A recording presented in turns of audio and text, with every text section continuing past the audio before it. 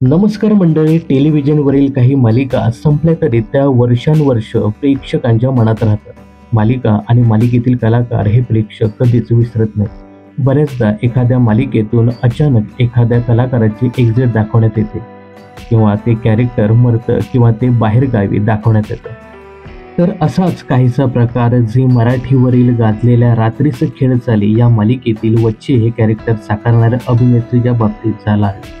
तर हे कॅरेक्टर देखील मालिकेतून अचानक गायब करण्यात आलं होतं. वच्ची मेली असं दाखवण्यात आलं होतं, पण प्रत्यक्षात मात्र वच्ची मेली नव्हती, तर तिला मारण्यात आलं. मालिकेतून हे कॅरेक्टर काढून टाकण्यात आलं होतं. वच्ची या कॅरेक्टरला कमालीची लोकप्रियता मिळाली असताना असं का करण्यात आलं याचा खुलासा स्वतः अभिनेत्री संजीवनी पाटील यांनी केला आहे. तर एका यूट्यूब चॅनलला दिलेल्या माहितीनुसार वच्ची हे कॅरेक्टर साकारणाऱ्या अभिनेत्री संजीवनी पाटील म्हणाल्या की वच्छेमुळे मला फेम मिळाली, प्रसिद्धी मिळाली. झी मराठीचा सर्वोत्कृष्ट खलनायिकेचा अवॉर्ड सुद्धा मला मिळाला.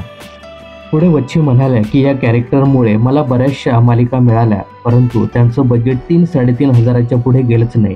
पुढे वच्ची म्हणाल्या, ज्या वच्ची कॅरेक्टरला दुसऱ्या सीझनला अवॉर्ड मिळाला, तिसऱ्या सीझनलाही चॅनलकडनं बोलवण्यात आलं. चॅनलकडनं मोठं मार्केटिंग सुद्धा केलं गेलं.